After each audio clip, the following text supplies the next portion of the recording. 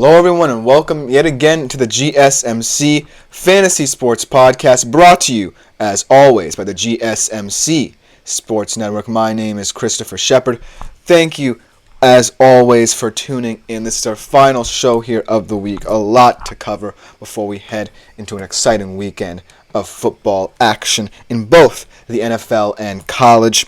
We're first going to be looking at last night's game, an utterly dominant performance by the New York Jets at home against the New England Patriots, a nice divisional matchup. Then we're going to be looking at some last-minute, high-risk, high-reward options for your fantasy team headed into Week 3. We're going to be looking at some of the most interesting games in both the NFL and college in terms of fantasy implications, and we're also going to be giving you a general injury update about some important players in terms of fantasy and how to mitigate for them.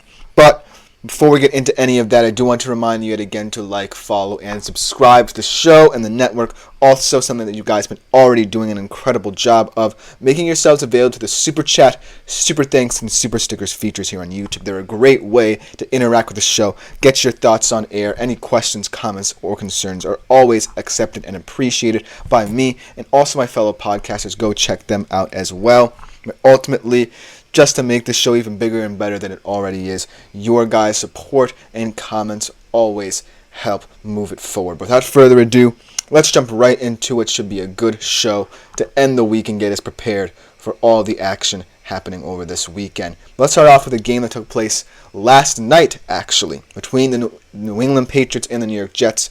It was an utterly dominant performance, like I said, by the New York Jets. And it was a game in which I kind of felt like the outcome was never in doubt, right? The Patriots never really threatened to have any offensive momentum against the Jets' defensive front that was looking for a big game, and they got it. They were really good in generating pressure on Jacoby Brissett. He was really uncomfortable all night long, and ultimately, the Jets really got a very important win for themselves. They moved to 2-1. The Patriots fall to 1-2, and this game leaves them with perhaps more questions than answers.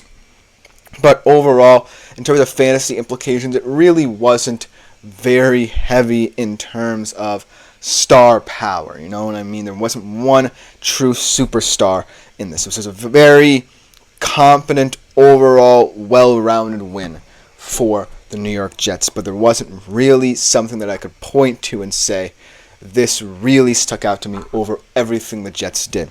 But that being said, there were some performances that were of note for both teams, actually, even though the Patriots only ended up scoring 3 points. Let's start off with the man, the myth, the legend, Aaron Rodgers himself, a guy who I had big expectations for heading into this year. Talked about all the pressure he was facing in his first home game as a New York Jet. He was vintage Aaron Rodgers, whether it be out of structure, in the pocket, just looked very comfortable. He looked 5 years younger, like the broadcast crew was saying during the game. And he was just getting the ball to all different levels of the field and just keeping this offense on schedule. 27 of 35, 281 yards, 2 TDs, 21 fantasy points for Aaron Rodgers. Even some chants in the crowd to boot for him. So overall, a very comfortable performance. Like I said, one that really wasn't going to prove to you that he was a high-end QB1 for your fantasy team, but also one that really goes to show that he still has it in him to have big games like this and get wins for the Jets. Most importantly, this looked like the Jets offense that we all know it can be. This looked like a perhaps Super Bowl contending offense with what they had. Now let's look at Breece Hall, a guy who has kind of had a stop-start season to start off with. 16 carries, 54 yards, 4 catches for 29, and a total of 18.3 fantasy points.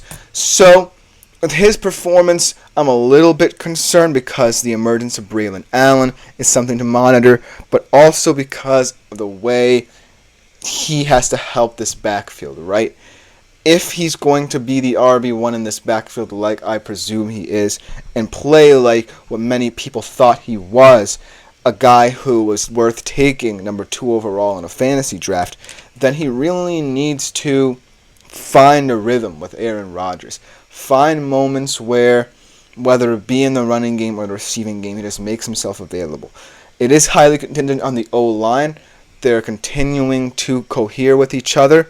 But at the end of the day, Breece Hall really needs to get to a level in which he can put up competent fantasy performances week in, week out. And I just don't know if he is there just yet. And then a final look into this Jets overall roster in terms of fantasy. Garrett Wilson. Again, a performance in which there was nothing to be really hyped about if you're a Garrett Wilson owner. There was a reason I had benched him before. He only did have 14.3 fantasy points, 5 catches, 9 targets, 33 yards. Did have the 1 touchdown, but it was a short one at that.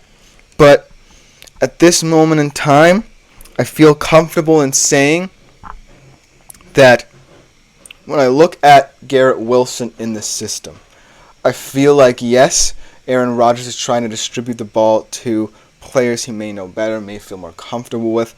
And, Garrett Wilson at this point isn't one of them at the moment. But at the end of the day, he is still projected to be their wide receiver 1. I'm not as worried about him as others on this team. It's just that Aaron Rodgers has a lot of mouths to feed, and he has had that relationship with Allen Lazard, who really kind of was the bell cow in terms of the receivers in this offense last night. Then a guy who I kind of was surprised by here was Tyler Conklin, a tight end. A guy who kind of falls to the wayside when we talk about quote-unquote high-end or overall tight ends. He had 5 catches on 6 targets for 93 yards, 14.3 fantasy points. What I loved about him was that he was always adjusting his route for whatever Aaron Rodgers was doing. If Aaron Rodgers escaped the pocket, he adjusted his route to help him in that situation. So look for Tyler Conklin to be a sneaky good tight end as well, if you're kind of panicking already about your tight ends, because it is a very volatile market. As Peyton enters the chat, Ayuk or Charbonnet for this weekend? Very, very interesting question here. Ayuk, let's talk about him first, is someone who, as Sheppy Sweet Spot says, a.k.a. Tyler Gronklin. Yes, Tyler Gronklin, Tyler Conklin, whatever you want to call him, showed up and showed out. But I do want to get to Pate's question here about Ayuk and Charbonnet. Here's the thing about both of these players, right? On the San Fran side of things, they are playing another banged-up team in the LA Rams, a very important divisional game. So you feel like Brock Purdy will do the best to get it to the weapons he has, right? He only has right now 2 players who I believe can be quote-unquote stars right now in the system, in Mason, the new running back, and Brandon Ayuk. And so I expect that if Brock Purdy has a clean pocket, he'll be able to find Ayuk early and often in this game. Whereas Zach Charbonnet, even as a Seattle fan, I'm saying this as a Seattle fan, only profiles to me as someone who is either a third and short situational back or a short yardage receiving back. I don't see a world in which Zach Charbonnet will have a crazy big game. Maybe as an RB2 in a deeper league, you could get away with it. But this week, I don't pretend to see him as someone who immediately fits into this Seattle system. And I can see it clearly in this new system with Ryan Grubb that Kenneth Walker is the better fit in that Seattle running back room right now.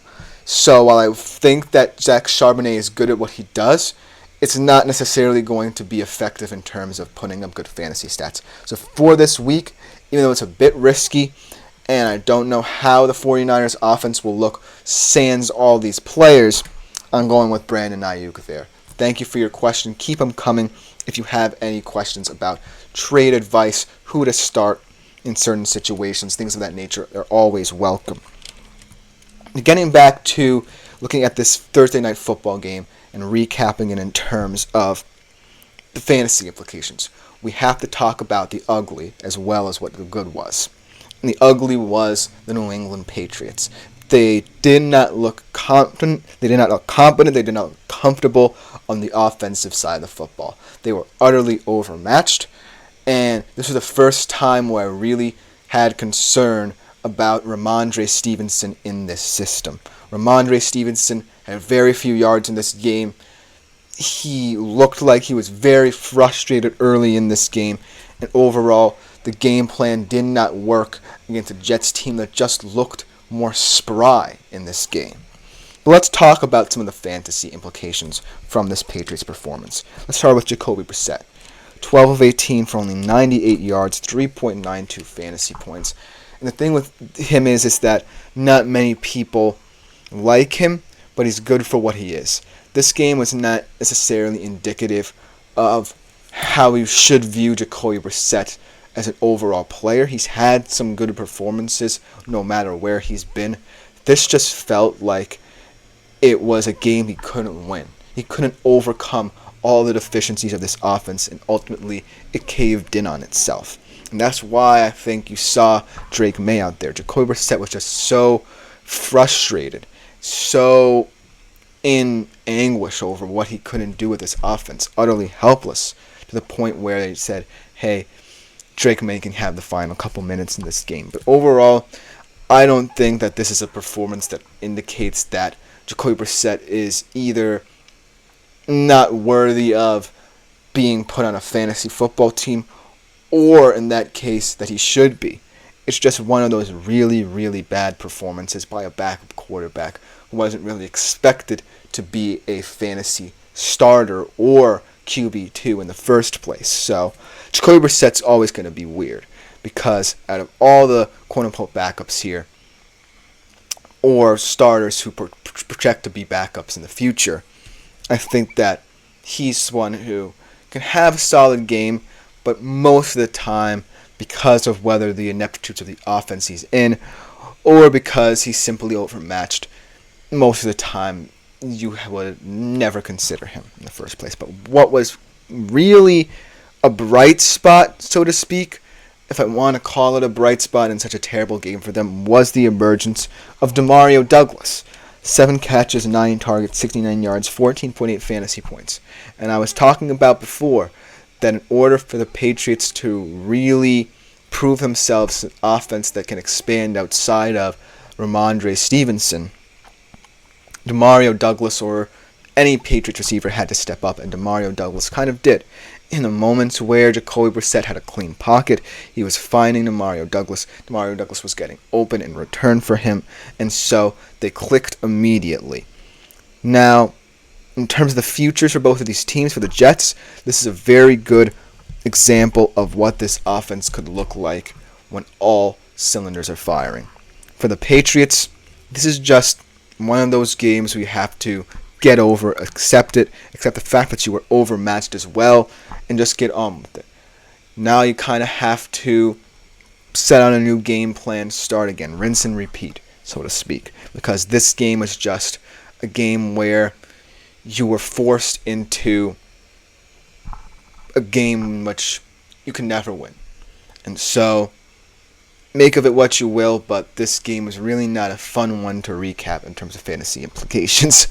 But let me know what you think about this game in the comments. Let me know about who were your fantasy stars who did not step up to the plate. But coming up next, we're looking at some final high-risk, high-reward players that you might want to see in your fantasy squad for this weekend. We'll be right back after this short break to talk about that.